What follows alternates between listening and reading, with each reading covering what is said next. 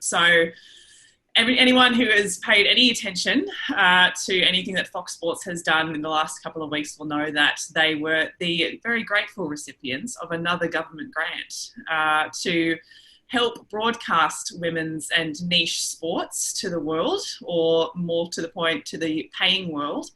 And there were a lot of people who had a lot of thoughts about that particular government grant and about what Fox Sports has done since those grants started to come through, which I think began in about 2017. So in light of that, yes, Cheryl, yes.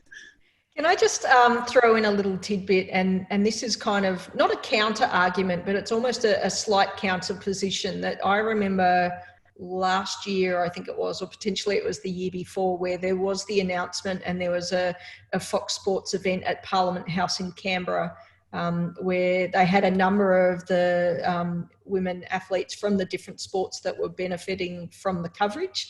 So one part of it is, I suppose, the consumer benefit, so whether or not they can afford to pay for it and see it. And then the other part of it is around the individual sports or athletes and their perspective. So part of me felt really positive about it. And, you know, you had these amazing women who were part of the coverage as well. And I think that was inclusive of Tara Rushton, but I remember a whole panel of people getting up kind of on the stage. So I definitely see good parts to it. Would it be better, in my mind, for it to be on free to air? Anyway, just take that tidbit. I'll shut up now. Yeah, well, I mean, that's a sort of a good segue, because one of the articles that was linked in your invitation emails, which you may or may not have read, was an article written by a number of women from Siren Sport, which addressed this particular issue about the fact that women's sport, because it is still in its nascent adolescent stages, it's still at a point where it's needing to get maximum exposure in order to grow its audience and to grow its community. And the fact that Fox Sports is a paid subscription service, it's behind a paywall, seems antithetical to that enterprise. It seems to be self-limiting by the sheer fact of where it exists. And that was a really fascinating article, and I'm hoping that a bunch of people read it. If you did, I'm really fascinated to hear any thoughts. I know that we've got, I think, as part of this Zoom, I'm pretty sure we have an option for, if you're a sort of an attendee, there might be a button somewhere, if you want to say something, that you can sort of raise your hand sort of virtually. I think there might be an option for you to do that. So if you do have any thoughts, please either click that button, or if you're on video, just like literally just raise your hand and sort of we'll come to you and you can express your thoughts there. Or unmute yourself, because I think Fiona helped us at the start to say, you have the power, you can unmute yourself. We just want to make sure that, you know, there's not an all-in fight for someone trying to say something, but it's a good sized group, actually. It's really good that people should be able to have the opportunity to have their say. Yeah, absolutely. So just want to sort of throw open the floor, particularly with this article written by Siren Sport and the more general idea of women's sport behind a paywall. Did anybody have any thoughts or any ideas about this particular topic? Perhaps any alternatives that you could come up with, or whether there are actually any good things about something like that? Sorry, and we should call out as well that we do have some people from Siren Sport. I'm just trying to have a look at the list. We've definitely got Casey. There you go. We've got Gemma as well. Tanner's giving us a wave, but he's not from Siren Sport. Tanner's from Beyond 90. So yeah, I mean, it'd be really interesting to get some perspective from Siren as well.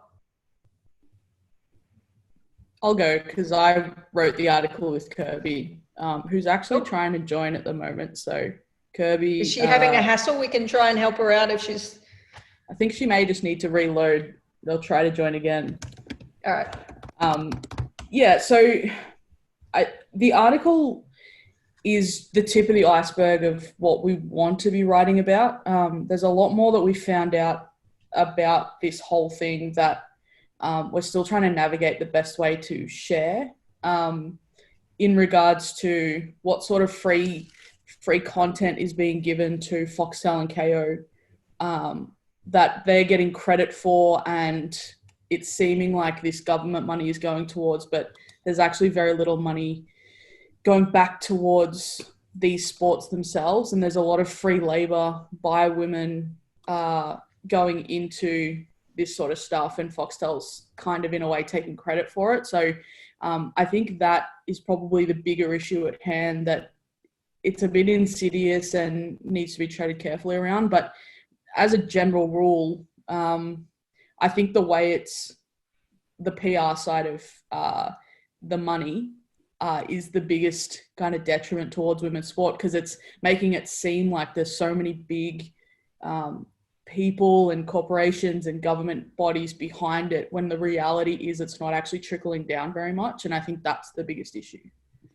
Yeah, and just to go off the back of what Gemma said too, I think that's such a huge part of it, is that transparency and the visibility of where that money goes. Because even though, like you said, Sam, that content's behind a paywall and that it's been given to a subscription service to fill a gap with some of that coverage, I guess what our analysis has found as well, and some really great analysis done by Gemma and Kirby, is that even with that funding, there's still not the content being shown or being made or being created. So even if the paywall's a barrier, if some people, if they want to pay that money, which some of the research that I do in my space does suggest that there are a lot of people out there who will pay for women's sports content that's not there anyway. So there's quite a few issues bound up in that there's this money that's kind of been given to a provider that's not providing anything really. And what is being provided is what Gemma's sort of alluding to, and we're discovering and trying to navigate our way through, is these sort of deals that are exploiting a lot of people's labor to get content for them to use. So it seems like there's a really broken model here that is tied up in a nice bow by a government grant that kind of says, well, we're ticking some boxes and supporting women's sport and marginalised sports, but it's not really doing anything. So I think in this space we struggle for money, definitely, and we struggle for resources. But when something like that is given or promoted, we need a bit more transparency about actually what's being done, because I'm sure there are definitely other publications that could put good use to those funds, but also what is being done with that. So I think we just need to understand a bit more about that. And to be honest, I don't think we're going to understand what's happened to those funds, because it's so hard to sort of pin down what's happened. So there's a lot of problems with that space.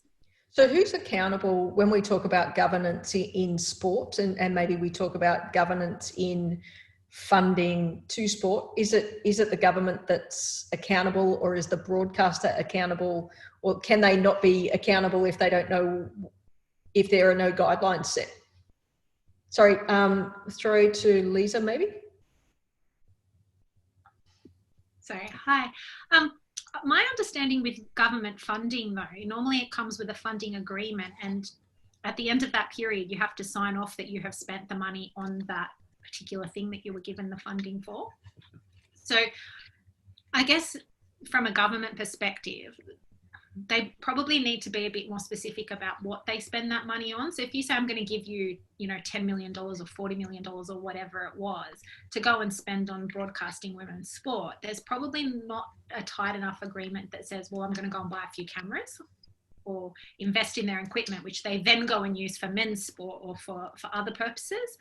So I think part of it is actually the government needs to be a little bit more specific about what they spend it on, rather than just saying, here's $40 million, go and spend it on women's sport. That's my understanding of how government funding agreements work, but I'm by no means an expert in that. Maybe, I know you've got your hand up there, Gemma, but maybe that's an opportunity for Women Onside to say, how do we help with measuring that accountability as well? So one of the things that Women Onside wants to position itself as is not just a networking group, but also a group that helps put together those guidelines and accountabilities and, sounding boards for FFA, which is one of the things that we're doing at the moment. So when FFA are having their conversations potentially about the next broadcasting agreement, whenever that might be, it is a possibility that they could reach out to Women Onside in the same way that they've done around the Women's Council way back when, but also more recently about the FFA's principles that they had come out as well. So to take actions out of this networking group, I think is really cool too. So feel free to spit them out. But Gemma, sorry, you'll go, and I'll just mute myself now. I've got to stop talking. That's okay. I think referring back to what was being said about the guidelines, that was the really big issue that a lot of people had in the first announcement of funding, was that there are very few government guidelines around this money that was given. And then that's why it flared up again with the extra $10 million this year, was that Foxtel hadn't actually reported on any specific guidelines, and then they were being handed another $10 million. And that's where it's really insidious and a big problem. And that's why researching this piece, we couldn't find any hard data on where the money had been spent, how much had been spent on each sport or anything like that. And that's what the biggest issue is. Yeah, I mean, just to jump in on that, the fact that it's that these are tied to government funds, you would sort of anticipate that there would need to be some transparency and accountability, in the sense that Fox Sports needs to prove that these public funds are going to the place that they have been promised to go. And when I wrote the follow-up piece where I interviewed Ollie Wilton from Twitter, I got in touch with someone from Fox Sports because I was interested in getting the numbers behind their pop-up women's channel, which appeared at the start, I think, of the start of this year or sometime last year. I'm sure a lot of you probably tuned into it. I definitely did. It was basically the only thing that I watched for that entire week that it was on. And yet they wouldn't release the numbers to me. And so that, you know, that sort of, that brick wall that comes from that sort of thing. I mean, I think perhaps Women Onside are in a position maybe where we can go to a government and say, these are public funds and you're giving them to a private broadcaster, but we ought to know where our money is going. We ought to be able to see the data, see the numbers, to have proof that this is a lot of money and it's meant to be going to something that is for the public good. And yet we're not getting any proof that that's actually the case. So perhaps, as Cheryl said, there's an opportunity for us to position ourselves as a collective to try and perhaps lobby governments for a little bit more transparency around things like this. And also to, you know, stick the fucking boot up Fox Sports, because you know, this is a really critical time for women's sport and they are absolutely fucking it up. You know, they're being given this huge amount of money. They're being given a lot of trust and a lot of responsibility, and yet they're not doing anything with it. And the article that you guys wrote for Siren, the numbers that you pulled out of that, and the fact that there were just no numbers at all in some cases, is proof. It's proof that this thing that we have entrusted them to do and that they're being paid to do is not coming off. And therefore, there should surely be some sort of force majeure clause which says, well, if you're not going to be doing the thing that we're paying you to do, then this money is going to go elsewhere to somebody else who can. Or you've got to repay it if you haven't spent it. Or repay it. With interest. The other thing is, what is the government trying to achieve by promoting women's sport? You know, if by giving it to a private broadcaster, you're not going to pick up the casual sport fan that just happens to be channel surfing.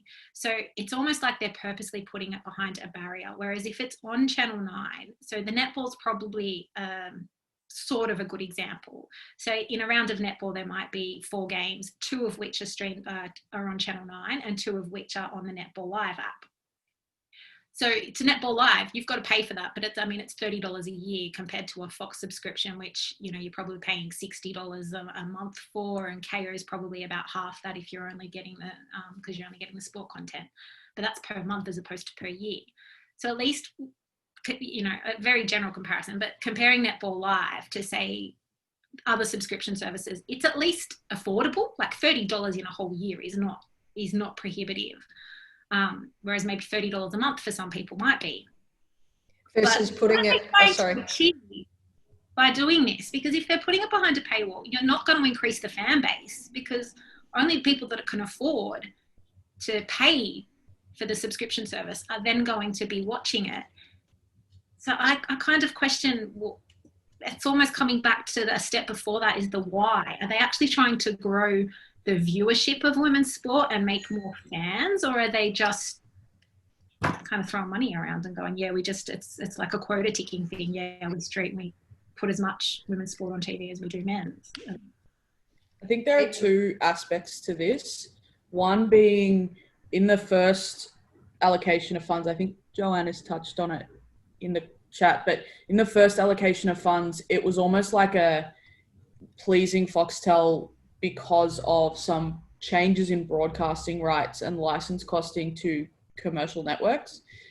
So because Channel 9 and Channel 7 were then going to have to pay less for licenses, Foxtel got up in arms. So they gave them $30 million to try and shut them up because it's cheaper for others. Therefore, you should have some sort of cut. And that's kind of how it came about. So questioning whether it's genuine trying to do stuff for women's sport or whether it's just a way to give Foxtel money that doesn't have to be overly accounted for is probably the first question. And then the second is, it's not just broadcasting, it's actually related to the online reporting of women's sport too. And I think that's the biggest thing because it doesn't take much to write an article about women's sport. And I, with Casey for Swinburne for 3 months this year, did a daily check on how many articles about women's sport were appearing on homepages of mainstream media platforms, sport platforms. And Foxtel, out of the 88 days that we counted, had 42 days where they had 0 women's sport articles on their site. They averaged, I can't remember what it was, but it's about 2% of their women's sport posting over 3 months, over those 88 days, 2% was women's sport. So it's not just the fact that broadcast numbers are down and they're not giving it the respect there. It's that you literally can't even write articles about stuff that's going on. And being an AFLW fan, I focus on that. And even around the awards and everything like that this year for AFLW, there was just nothing. And it's just absurd that they can't write anything about those sorts of things. So it's just, they're not even trying. And that's the biggest thing. Joanna, did you want to, I know that you've posted something in the chat there. I don't know if you feel comfortable discussing as well. We're not forcing people to say anything, but it's good to get a variety of opinions too. Yeah, I think when we're looking at the inadequacies of what we've got right now, thinking and what you guys sort of might end up being able to do to lobby for that, thinking back to how this all came about, which was in the lead up to the 2016 election, Labour was pledging, I just Googled it to make sure I hadn't remembered it all wrong, Labour was pledging to fund the ABC to broadcast an extra 500 hours of live women's sport coverage, and the coalition was pledging to fund Fox Sports to broadcast some kind of women's sport thing. So it actually all started as a sort of pre-election pledge with both parties having predetermined what the solution should be, which was selecting one broadcaster to broadcast women's sport. Obviously, the context in 2016 was that broadcasters broadcasting sport was one of the few avenues. Now there's a very different context from an industry perspective. And I guess when I wrote industry in that comment, I possibly meant the media industry, but this could equally apply to the sports industry. If you're lobbying for a change in this in the future, a contestable fund where different media platforms can apply for a certain amount of funding to do a certain thing, I'm sure would be of interest to certainly a lot of people on this call, but also would reach a wider range of audiences and allow for different types of programming. Obviously, the disincentive for government is that process requires a lot of management to, manage the fund applications and stuff. But I think a lot of people in the media industry would see that as a very fair process. Yeah, that's a nice segue into sort of the next, I guess, stage of the Fox Sports life cycle, which is not a very healthy one, as we've seen in recent months. Obviously, Fox Sports are in quite a bit of financial trouble. They've laid off a lot of people. They've cut broadcasting. They've cut a whole bunch of different things, as so many other broadcasters and media organisations have done as a result of COVID. But it does open up a question about what the future of this kind of area holds. Because if sort of monolithic broadcasters like Fox Sports no longer have this kind of control over so much sport, what does the fragmentation more widely of broadcast media and of sport media generally mean for women and mean for women's sport? Yeah, Cheryl? Can I have a go? I don't know if I'm completely answering your question or not, but it comes back to something that Stefan posted in the chat as well about having a dedicated women's sports channel. And I think there are multiple ways to think of it. Like, I would personally love that. I think it'd be cool because I could just sit on that channel all the time, but I'm already converted. You know, we need to think about potentially the people who aren't converted. And Lisa, you talked about the netball app as well. And then that means that people need to know about that app, and they need to, you know, it's less organic. UEFA TV's got the Women's Champions League on it. Brilliant. I'll go to UEFA TV. But if that's okay for men's football quite a lot of the time, because they've already built this amazing audience base, and any growth that they'll have will only be in the 1%. When we're talking about women's football or women's sport, you know, there's so much opportunity for growth, but people don't know about it as much. So we just need to think about, you know, will people go to UEFA TV? Will they go to the netball app? Yes, they will, the people who know about it, and you'll get marginal growth. But to hit the masses, that's where, you know, you just need to be on regular platforms or something or other. That's kind of where I sit anyway. Yeah, it's a bit of a catch-22, isn't it, Cheryl? Where it's you know, we're seeing this fragmentation of the media, and we're seeing these really great, really productive apps popping up for different leagues and different sports. But again, the only way that communities are able to find out about those things is that either they're already part of it or they just incidentally happen across it. And those kinds of conversations are still largely controlled by these same media organisations that we're talking about, as we're needing to move away from, in order to get women's sport to grow and to get its community to broaden and to tap into the larger community and convert them to become women's sport fans. So yeah, sorry, Lisa, go ahead. I was just thinking, you know, if we've got platforms like KO and things like that, how amazing would it be to have a dedicated women's sport, like Stefan said, a women's channel, but actually a streaming platform where maybe we pay per year or per month, and it's got all the women's sport on it, and you don't have to. I think one of the frustrating things as a fan, like Cheryl said, you want to watch the soccer, you got to go onto UEFA. If you want to watch the netball, you go on the Netball Live app. If you want to go and watch swimming or something, you've got to then go to another platform, and you're subscribing to lots of different platforms. At least with things like KO and Fox, that you can get all your sport on the one platform and pay one subscription service. So what about Women's Onside, doing like a women's platform streaming service where we stream all sports, especially when we've got so much women's, you know, we've got the Women's World Cup in 2023, basketball's put one in, netball's putting one for 2027. We're fighting in Australia to host these and putting in all these bids, but we need to be able to get people to watch them. So to set up our own TV station, is that what you're saying essentially? Yeah, like, you know, it'd be amazing. But it's just women's sport, no men's sport allowed. Yeah. Yeah, I mean, this is just my personal opinion, and I want to throw to someone who's not had an opportunity to say anything yet, but I sit on the fence because I think we need to appeal to a broader range of people than people who would come and dedicated, you know, sit there and watch women's football. It's just football, right? So it could be on just a football channel, you know, and netball's probably a little bit of a specific one because it is largely women that are playing in, you know, the Super League.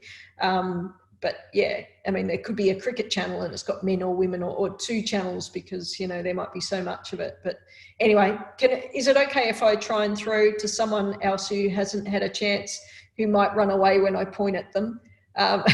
Anyone want to jump in who's not said anything? Go, Rocky, unmute yourself and have a go. Yeah, so I was just thinking in terms of the foundations, because at the end of the day, we're not used to watching women's sport on TV. That's the biggest problem. Like, I've grown up watching men's sports. So when I think about when I want to watch women's sports, one, I don't even think about what sport I want to watch. Obviously, I'm into football, so I'd want to watch women's football.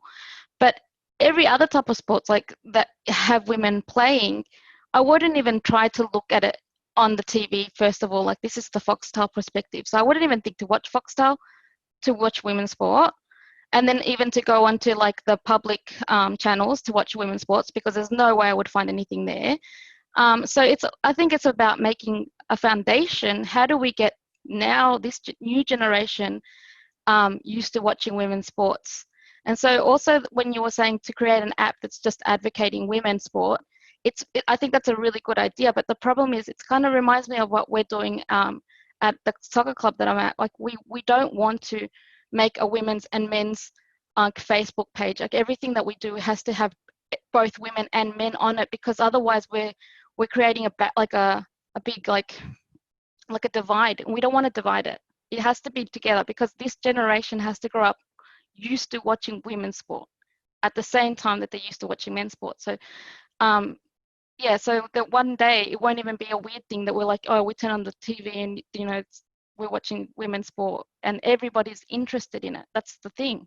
So a lot of media targets men because it's mostly men that want to watch sport, and men don't want to watch women. But that's not the case, obviously. Like, women want to watch women's sports too, and our kids should grow up watching both genders and not having a difference between it. So I think the foundation is really bad at the moment, and that's what we need to focus on, is like, how do we create something that's going to be better for the future, I guess. That's all I have to say. Sorry. Yeah, just jumping in. I mean, I think that's a really good point. And it's one of the frustrating things I think about being in women's sport, is that a lot of women's competitions and women's clubs are heavily reliant on men's leagues for financing. I can only speak from the perspective of the W League, but the W League is really dependent on the profits from the A League in order to help it run, in order to help the competition go ahead, in order to pay the players. And it's a very similar case when it comes to broadcasting. I have a couple of friends who used to work for Fox Sports behind the scenes. And when it comes to, it's great to think about having something like a women's sport app or a women's sport channel, but ultimately you do need to think about what's that going to cost, because a single game of the A League, from what I understand, costs about $500,000 to film, to have all of the cameras, to have all of the equipment, to have everything in and around that particular game. It costs so much money. And that's why a lot of these conversations tend to come back to the profits that these competitions are making and are able to make, because it costs so much money to be able to broadcast them.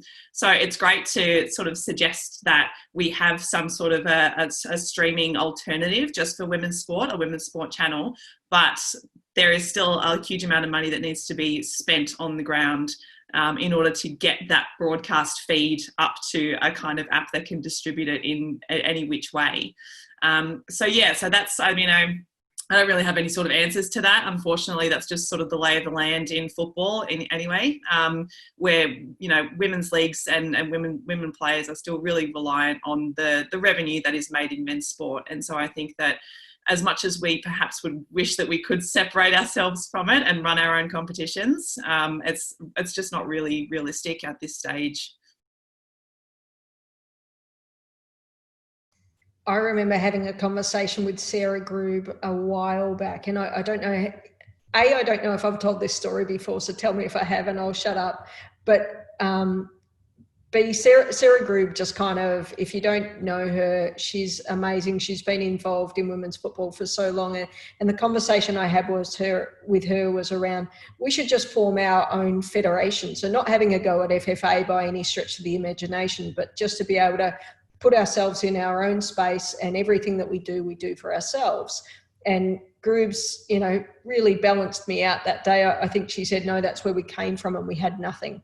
So, being in control of everything that you want doesn't necessarily give you the step that you want. Maybe being tied in to the A League, which is what Sam was saying, is the platform that we need to go to. But, if we had an opportunity to think about, well, what would perfection be for us, or for women's sport, but let's focus on women's football as the model, what would perfection look like?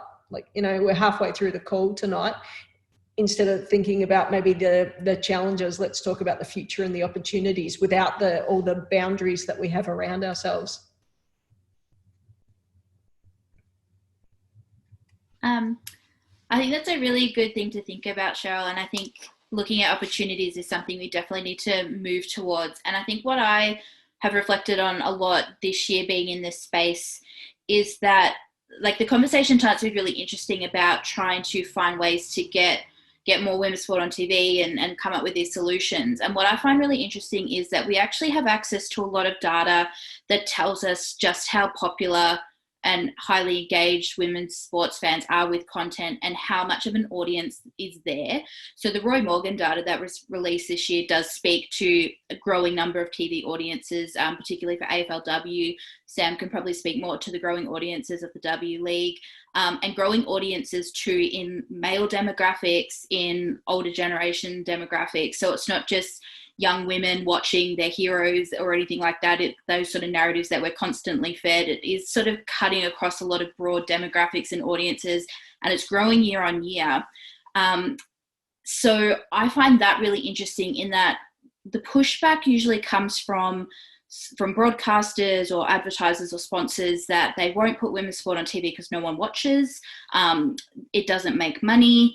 So we're not going to do it. It takes a lot of work, but we're starting to get all this information coming through that that's not really the case. So what's going to be that opportunity to use that data that's there that I think really does fall on deaf ears? This data's been around for a couple of years now.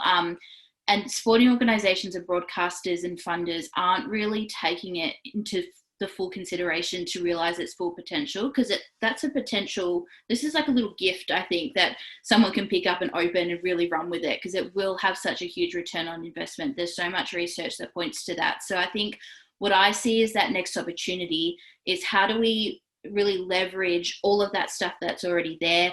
And I think particularly in the digital space, I mean, Samantha wrote a piece for Siren that she spoke about earlier, where she talked to Twitter and about the Twitter audiences and the social media space and what opportunities are there, because there's so many opportunities sitting around and there's so many numbers that you could feed back to people, but no one's listening or no one's hearing it, and no one wants to hear it. So I think there's just this real disconnect there that I'd really love to find some more ideas or find out how we could potentially keep pushing that forward to show that, you know, it's not just take a gamble on it. This actually makes business sense to do this.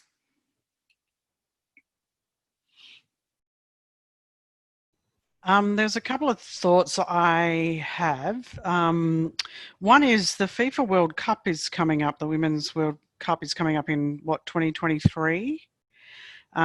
That's going to be a huge broadcast opportunity that will obviously make a lot of money. Does anyone know if that's going to, if there's any wind of where that would be broadcast, or any ideas? Yeah, I can sort of speak quickly to that. It's a little bit too far in the future at the moment to tell. But the fact that it's in Australia and the fact that so many state and the federal government is obviously on board suggests to me that free-to-air television will be quite heavily involved. But football more generally, when it comes to broadcasting, because there has been a bit of an unhappy relationship with Fox Sports over the last couple of years. Football Federation Australia and the professional competitions are perhaps going to start to look for alternative broadcasters. And one of them has been Optus Sport. That's one of the organisations that has been suggested, and they have been sort of capitalising on a lot of football that's been lost by Fox Sports in the last few years. So they broadcast the 2019 Women's World Cup, for example. They've been broadcasting the Premier League. They've been broadcasting Champions League, lots of other competitions. But another option is ESPN. That's another sort of major broadcaster who is supposedly interested in perhaps having some sort of partnership with FFA when it comes to broadcasting the Women's World Cup. And that's obviously a huge market because it taps right into the US. And the US women's national team obviously is one of the best teams on the planet. They have one of the most popular competitions domestically, and they have one of the biggest fan bases. So yeah, there are a number of different options. And I think based on the trajectory that media is going in at the moment, it could be a variety of all of those things altogether. So that's exciting. The other thing is, it's not just watching sport that people tune into. It's also shows that talk about sport, you know. So I'm part of the Chicks Talking Footy team on Joy, but there's been over the last 5 years, there's probably been lots of female shows pop up in radio and starting to in TV as well, that just talk about sport. You know, you've got your Offsiders and just all sorts of shows like that. So it's not just people tuning in to watch the actual game, it's people tuning in to hear talk about it as well. I think that's something that Sam's been part of with the the many conversations that you've sat on the bench talking about those, and Beyond 90 has had its own podcast to talk about those kind of things as well, because I think it gives a different platform. It gives it some analysis, which I think people really enjoy listening to that kind of thing. But, you know, from our perspective, we do it as a volunteer thing, and just getting it out there is sometimes hard as well, because you're that dedicated football space that people don't necessarily organically go to, versus if you turn on the TV and it's on ABC, like Offsiders or something, it makes it a bit easier. Anyway, that's just a couple of thoughts there. Good thoughts. Is anyone else, Greg, you've been posting a couple of comments in there. Did you want to throw anything else in? Did you want to have a chat, or are you just happy with comments? It's up to you.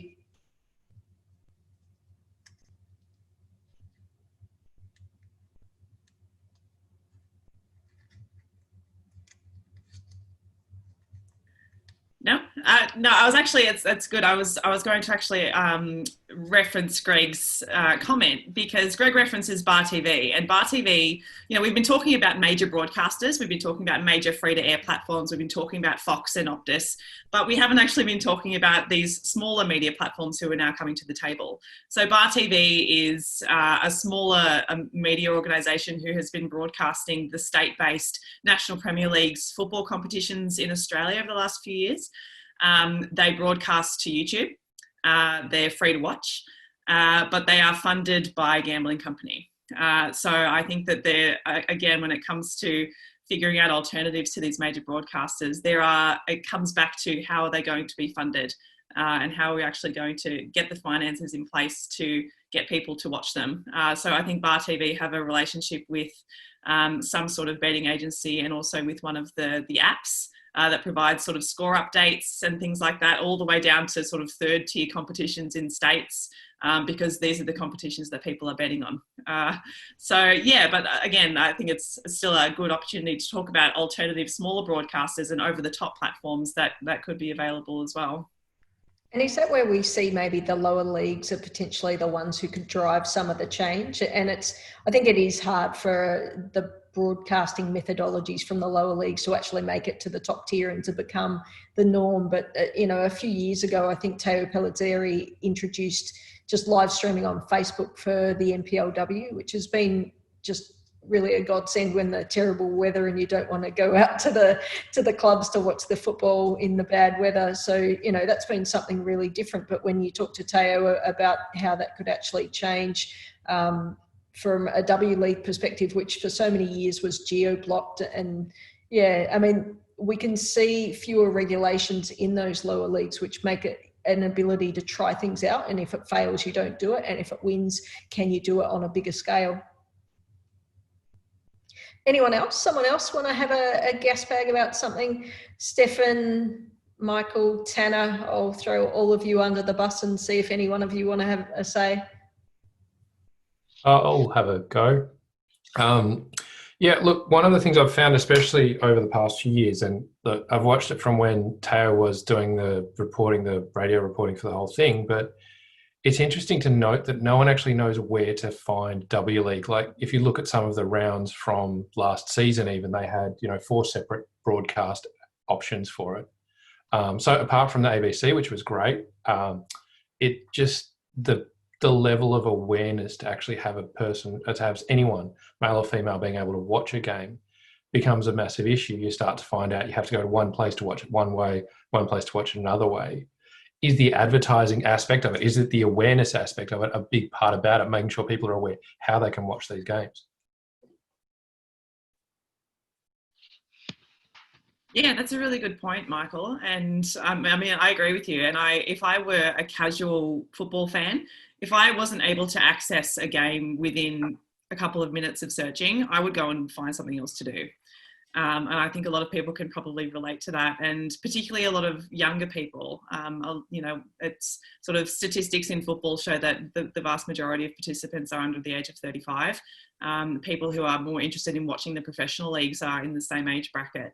And we have obviously very short attention spans, considering we've grown up on the internet. And so if we're not able to find a really clear way of watching a football match, then I think a lot of people, myself included, would just can't be bothered searching for anything more. But women's sport fans, I think, are perhaps a little bit more patient when it comes to things like that, because we have had to scour terrible online websites trying to find really dodgy live streams of international matches, of club matches, of UEFA Champions League matches, all that sort of stuff. Even up to the last couple of years, we've had to, risk our computers crashing because we want to find a really shitty live stream to watch something. So I think there is absolutely a role to be played by the people on the sort of the advertisement or the marketing side of these kinds of broadcasters as well. Like, it's not just about having it there, it's about letting people know how to watch it as well. Something else I just wanted to, sorry, this is Stefan here, just wanted to throw in was the importance of having women commentators in women's sports. With the lower tiers, in like the Bar TV sports in Canberra, for example, we've had quite a few games commentated by one or two males, and it's so much better when there's a knowledgeable female coach who gets on board and joins in and provides their perspective and their viewpoint. So it's so much better when that happens. I just wanted to add that in.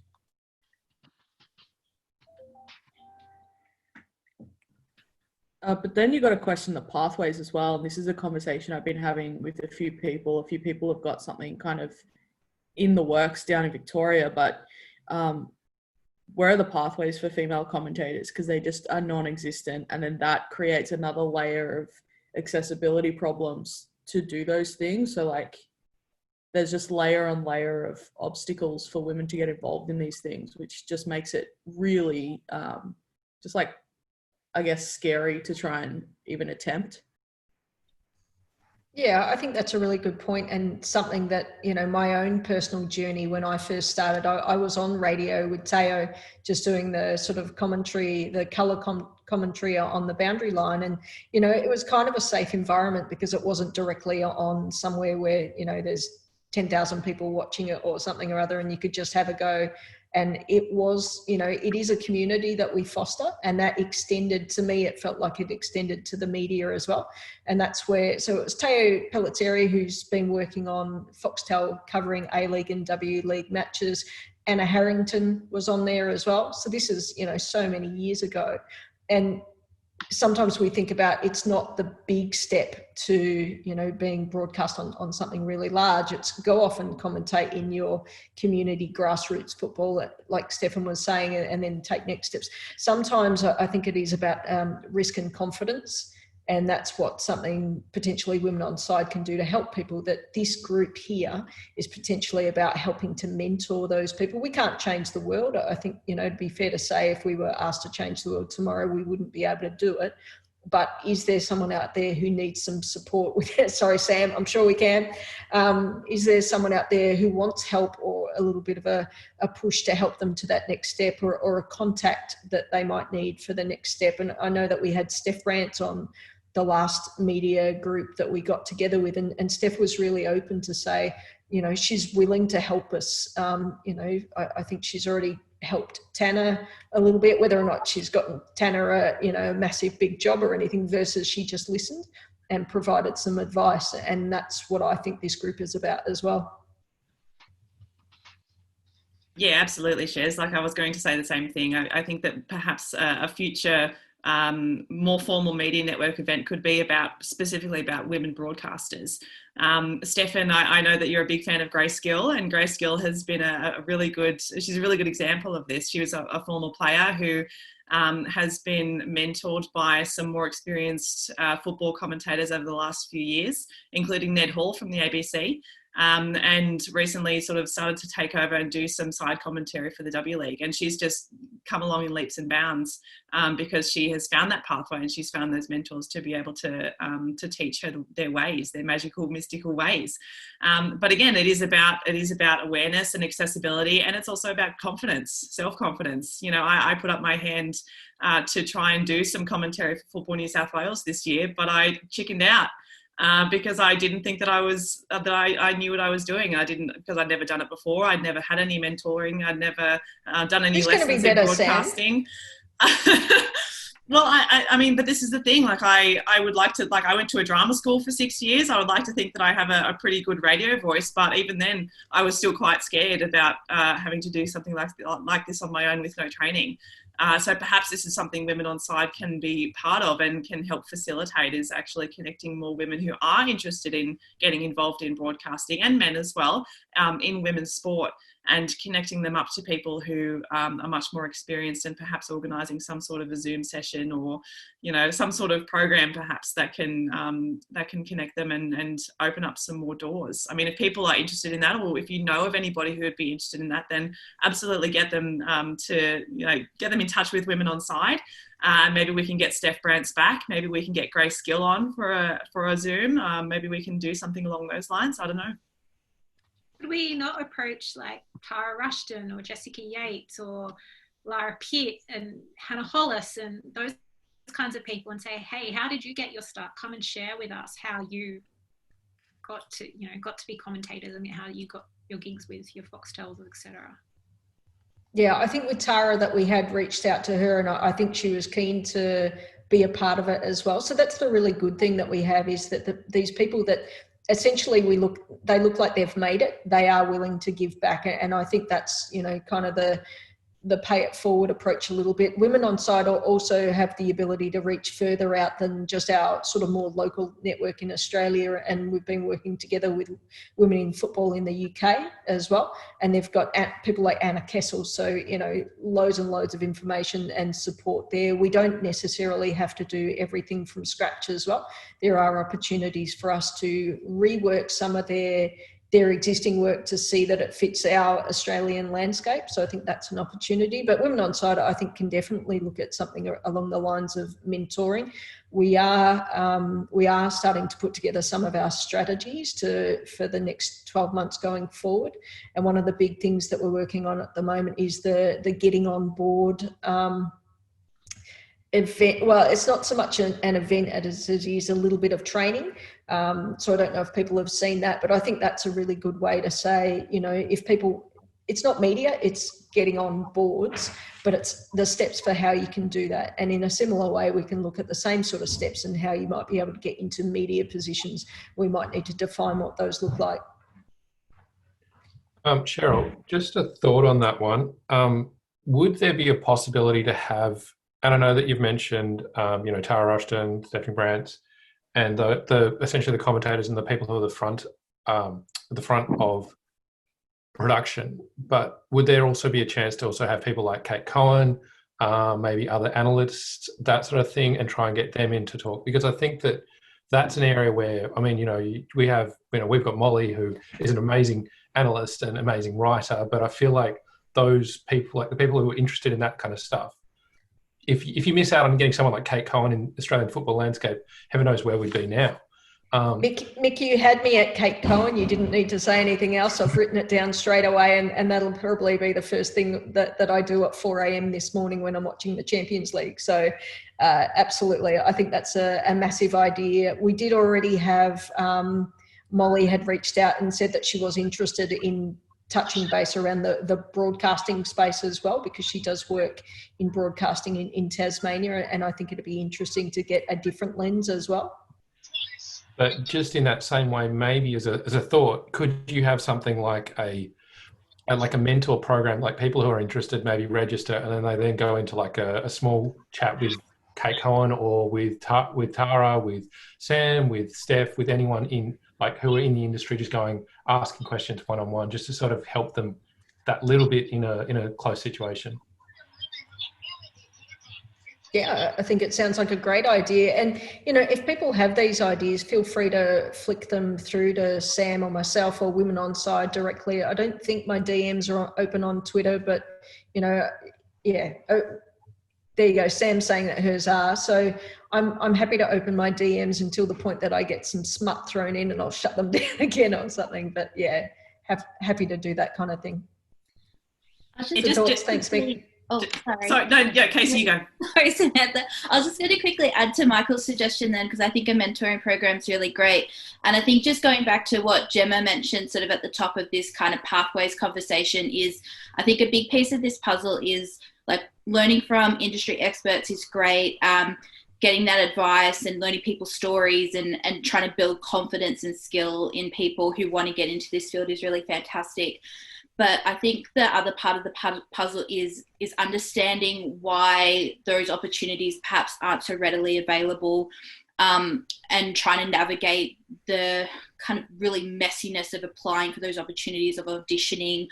I think it might be a good idea to maybe try and retrofit some of those answers and reaching out to broadcasters, like radio, TV, print, and understanding what they want and what they want to see from an applicant, and why women who might be applying or might already have these skills aren't getting those opportunities. So we can sort of add those gaps or fill those gaps into that puzzle too. So we can mentor based on confidence, skill, and getting up there. But then also we might have a pool of people, and I'm sure there are a lot of people on this call and people in the Women Onside network that perhaps already do have those skills or are really confident, but they're not progressing because of these sort of systemic barriers. So I think understanding and even just reaching out to those sort of, I call them gatekeepers, but the broadcasters and the people who are able to hire people, even by just asking the question about what do you want to see from, a female applicant, or someone who wants to cover women's sport in a different way, puts you on their radar as well, and maybe helps them to think about it too. So I think there's some like mutual benefits by going about it that way, because I think it's all well and good to build up your confidence and be an expert, but we know that sometimes that's just not enough.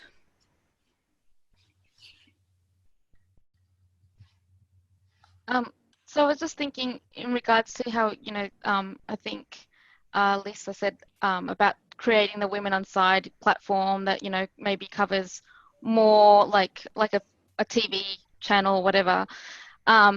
But maybe that could be a good way to get women the experience they need to cover some sort of sport, or, depending on what type of sport, and that we, if we do focus solely on football, at least there's that opportunity there.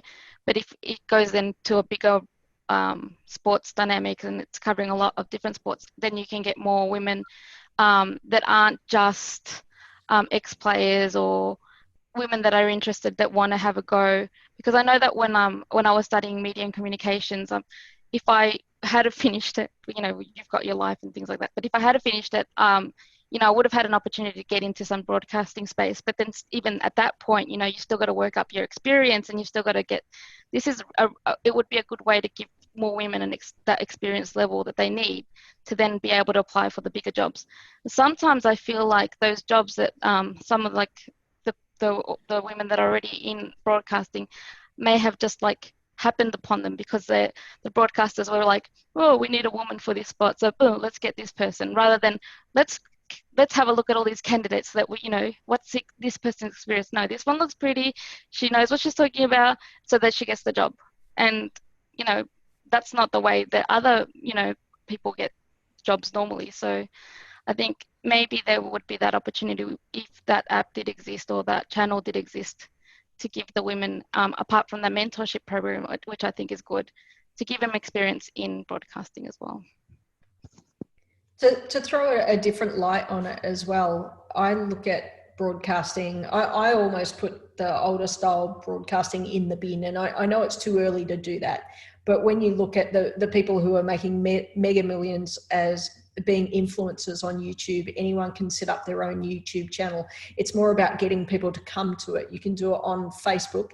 You can't necessarily use the content from the football because that would be under copyright, but you can talk about it. So, these people who want to do their own thing, if you've got a product that's valuable, start your own. That would almost be my first advice to anyone. We know that, and I have to say, I don't know everyone on the call, but I know someone like Tanner has been writing his own blog for a long time.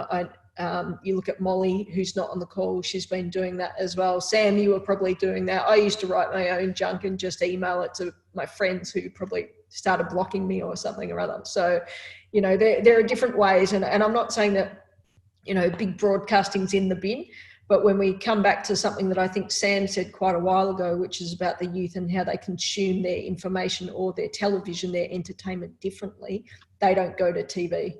So we need to start thinking, well, not we, but, you know, the broadcasters might need to think differently and saying, why don't we have it on YouTube? And you know, hence I love the UEFA TV. Simple to sign up, free to watch, easy to do. I do have to say I prefer to watch it on a bigger screen though. Like I use my Google Chromecast to Chromecast my netball up onto my, you know, 60-inch TV because it's really funny watching it on an iPhone. UEFA TV have got it kind of right though, in a way that it's just an app on your Apple TV, and a number of people, I don't know what the percentage is, but people have it. You can watch it on your phone if you want, but I was watching on some, you know, 55 or 65, I don't even know how big it was, TV, and brilliant quality as well. So you don't want to have crappy quality and sending it out there. And I think the NWSL were playing their stuff over Twitch, which, you know, is another way that some people, you know, in their 40s or 50s or 60s or 30s might say, what's Twitch? The kids are using Twitch. So if that's the market that we want to start growing, or not we, but, you know, football wants to start growing, then put it on Twitch, have a presence on Snapchat, have a presence on TikTok, whatever it might be, and drive your audience to it that way. They might never watch big media. Yeah, I didn't know what Twitch was until my 11-year-old told me. Yeah.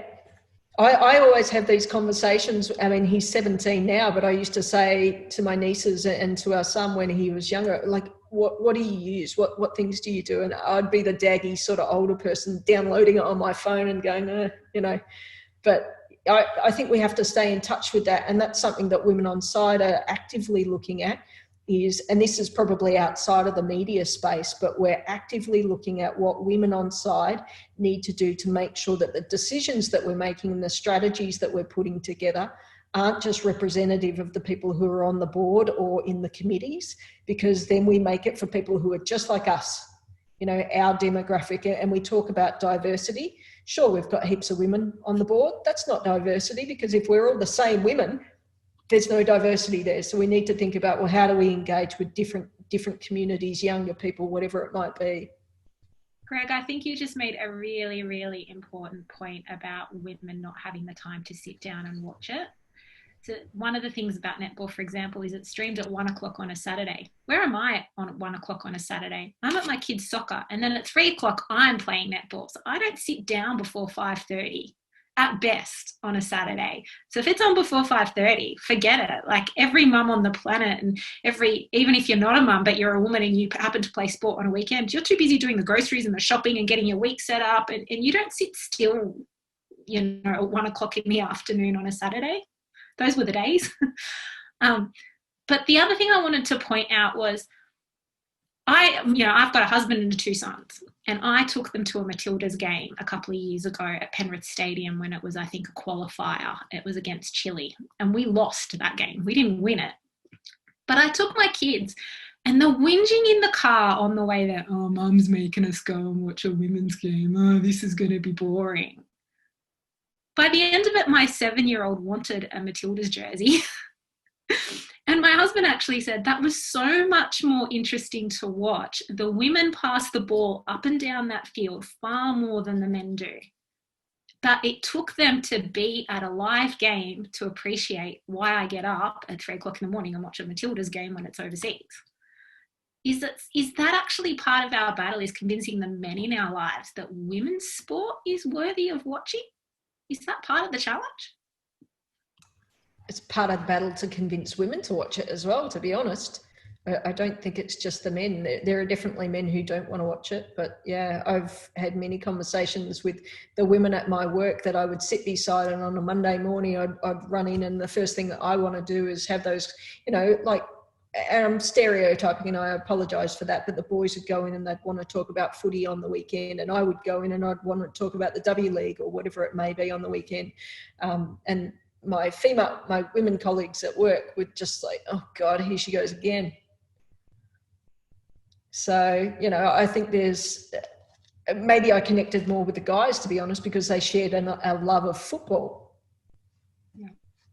Anyway, once again, I'll shut up. It's 9 o'clock now. I'm going to leave it to Sam to wrap up, talk about maybe next things. But like I said, we will try and get Kate Cohen, and Molly's already expressed an interest. So we'll definitely keep these things going. It's just what format, whether or not they're the presentations to you from key people or far more interactive like these ones, which are really great as well. Yeah, we'd really appreciate feedback because, again, this Women Onside Media Network is brand new. We're still figuring out how to do all this sort of stuff. We're still figuring out the kinds of formats that are most productive because we don't want to just be a platform where a bunch of people sit here and talk at you about their experiences, which is fine. And there's use for that, but I think that we can be so much more productive and so much more organic and powerful in the things that we can actually do in this space. So if you have enjoyed this sort of a format, then great, let us know. If you prefer to have it in a more formal sort of setting where you want to have guest speakers who have more experience in the area that we're addressing, please let us know that as well. Any ideas, any people who you might want to hear from, let us know that as well.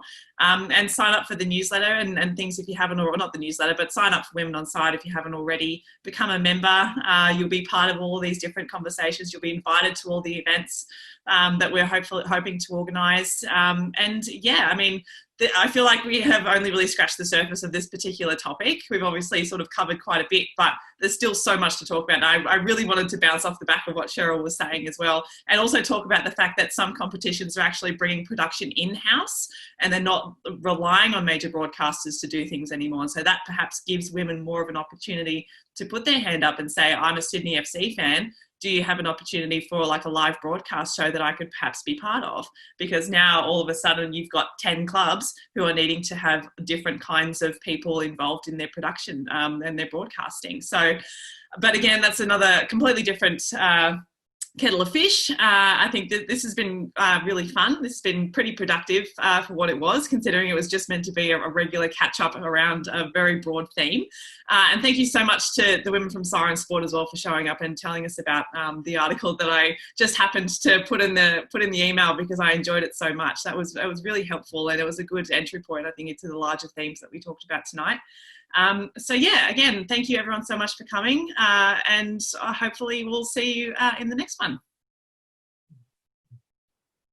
Thanks all.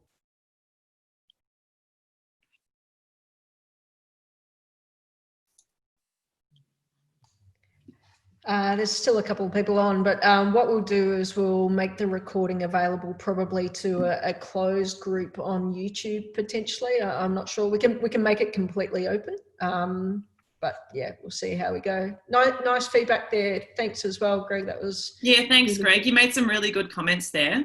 Really insightful. I wish that we could have addressed them a little bit more specifically, but I think it's probably the kind of conversation that we need to have sitting down face to face, because they're pretty detailed comments, and they talk about culture. Where are you, Greg? Where are you based, Greg? In terms of physical location, you can, if you're in Victoria, no one can catch up where I am, but if you're in Sydney, you might be able to catch up with Sam. I think you are in Sydney, Greg, aren't you? Sanssouci, yeah. Greg, I've just moved to Lewisham, so perhaps there is an opportunity for us to actually sit down and have a chat one of these days. There